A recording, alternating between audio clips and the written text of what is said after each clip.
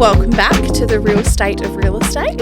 Hello, Kayla. Hello, Tenny. Last podcast for a little while. Yes. So if you didn't know, Tenny is expecting a little bambino. Little bambino. And she leaves on the Friday that we're recording this. Yes, So I do. it is our last podcast for a little bit. Just for a little while. Yeah. I'm sure I'll come in. Maybe the baby will come in. Yeah, for the baby will podcast. come in. That'd be nice. Yeah. So what are we discussing today? It's very important. It is the last phase of the rent reforms that we wanted to get out to our clients, tenants and owners, because it's important for both parties to know about it. This is about the bond disposal, mostly about bond disposal, a few other little things, but what's changing when it comes to the end of tenancy and disposing of a bond. We've recently completed some training through consumer protection, which was really good, but the change hasn't actually happened yet. It's not due to happen until April. Yeah, April 2026, I think they said. Yeah. And then obviously we'll just evolve with it. Yes, As it yeah. occurs, yeah. We'll learn kind of as it goes, but I think we've got the gist of what's going to change so far. So we wanted to pass that information on, hopefully in a more condensed format, so you don't have to sit and listen to the 35-minute, very informative, I will say, 35-minute consumer protection video. But yeah, so key changes that you need to know is firstly pet bond. Yes, so the price of the pet bond that we can hold has increased from $260 to $350. Mm-hmm. It used to only be available there for pet fumigation, but now that includes pet-related damage. Yep. Obviously, pet-related damage isn't always concise to $350, and fumigation on top of that, but the tenant is still responsible to rectify any damage that occurs from their pet, but we can now allocate that to pet damage. And we can also request the pet bond at the same time that the pet is approved, even if that happens during the tenancy. So that's just reassuring for owners to know as well. Yeah, definitely. So you can get it at the same time. And I think the increase from $260 to $350 was because I don't think it was always the plan. I remember it being a bit of a controversial topic because everyone was saying, well, you know, if we're allowing pets to be, I don't know, what's the word? It's, you know, they can be part of the property much easier now, like with the approvals. Then why can't we have a higher pet bond to cover like damages? Which totally agree. I can understand the thought behind it, but I think just a slight increase, I'm happy with it as long as it was something. Definitely, as long as it was something, it's good for the owners as well. It's starting to align. Yes, and now there's also a new reason to refuse a pet. So this is with pet applications and tenants being able to apply to have a pet at their house. There was a list of reasons that their owners could say no. And now there's a new reason. And there was an example said on the training, and I don't know why it made me laugh so much, but I'll get into it in a second. But the refusal ground has been introduced for undue hardship. So a landlord can refuse a pet with commissioner approval. So the commissioner does have to say yes to this for undue hardship if it's going to cause hardship to the other tenants in the home. So think of shared tenancies. Like that's most really common, when it's going to happen. Could be a husband and wife, you don't know. The example they used was that a tenant wanted to get a snake, which I would be those tenants. I understand that hardship. Absolutely not. So he wanted a snake, and then the other tenant said, well, we're scared of snakes, so we don't want a snake. And that went to the commissioner, and they've added this, not just this case, I'm sure there's a lot more.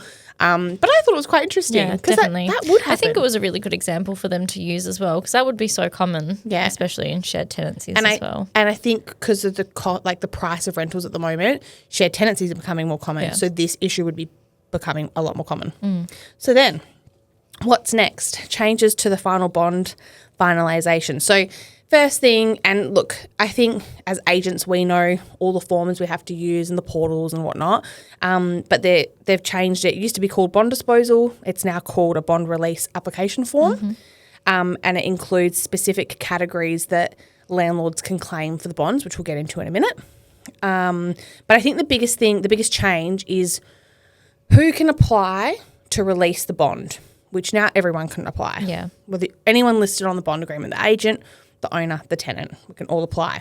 The problem, I suppose, or the bit of a thing that we're finding a bit of a struggle is that a tenant can apply for the disposal, the release of the bond the day they move out. Which doesn't necessarily mean that your final bond inspection has been conducted. No. Yeah. So, and look, it's not easy to do as a tenant because it's a paper form, whereas as agents we get to, it's all on the portal, so it's a lot easier. So the recommendation, and this is even what Consumer Protection said, wait for the final to be processed, the final inspection to be done, and to receive your final inspection document, which is pretty much your entry condition report that you would have gotten at the start of the tenancy with any comments made. Yep, any discrepancies, less fair wear and tear. Yeah. And at that point, usually the agency will say, hey, these are the things that need to be fixed. We're getting quotes, or, do you want to go back and fix it, whatever the case may be. And that's kind of when the negotiation starts. Yeah. Now, legislation already tells agents that we have to have that done within 14 days. Yeah. So this is where I find it really confusing. We've got 14 days to do a final, but you can now apply for your bond the day after you move out. Yeah. Doesn't quite add up to me. I think it would just, I think that's why working together is so important. Yeah. Because I think it would just create a bit of a mess if we're all over the place. And obviously we understand final bond inspection time is a really high emotional time for owners and tenants. And there's a huge emotional aspect to that. But us as property managers, it's our duty to detach from that and just give you the facts. So it's not us trying to delay it or anything like that. We're just trying to get the discrepancy sorted so that we can negotiate it and all parties can. And based on all the information they've told us, applying for it the day you move out is actually not going to speed up the process.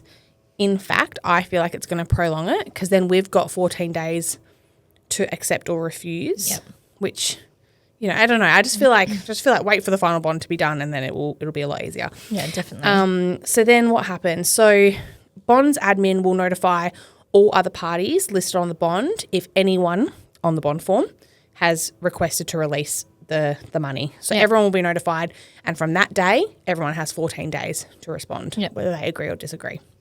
So what can be claimed, Kayla? So the bond release application form outlines areas including repairing damage, garden repair and maintenance, carpet cleaning, pet fumigation, locks, keys, security devices, unpaid rent, unpaid utilities, and any other breaches of the agreement. Yeah, it's nice and clear now on the form, because before you used to, the amount of the bond was $2,000, for example, and then you would just put, we're claiming $1,300 from it. You didn't have to explain to bonds what you were claiming for. So it was a lot more internal, within the agency, the tenant, you were sending emails, this is what we're agreeing to. Okay, now we're going to send it to bonds, whereas this is all quite black and white. Yeah, it's nice and clear. I think also, just in case that does need to be referred to the commissioner, because she's a very, very busy lady with a very busy team. Busy lady.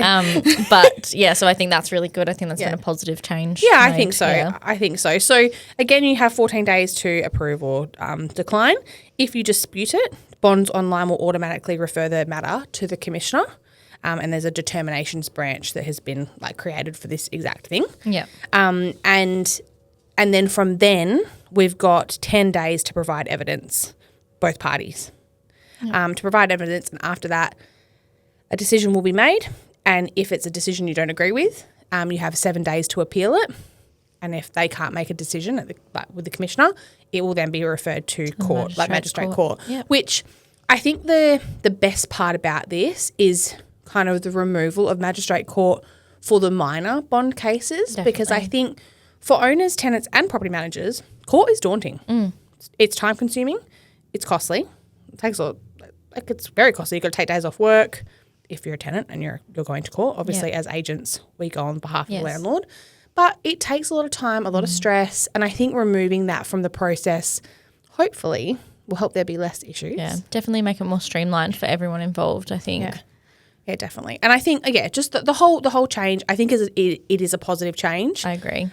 It's just everyone needs to educate their tenants and their landlords on what those changes are, and to make sure everyone knows, we're all kind of learning this together, this new and process.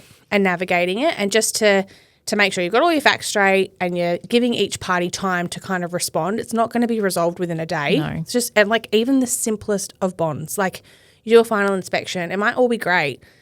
The property manager has 101 things to do. It's not going to... And also obtain owner instruction. Yeah, exactly. Yeah. Exactly.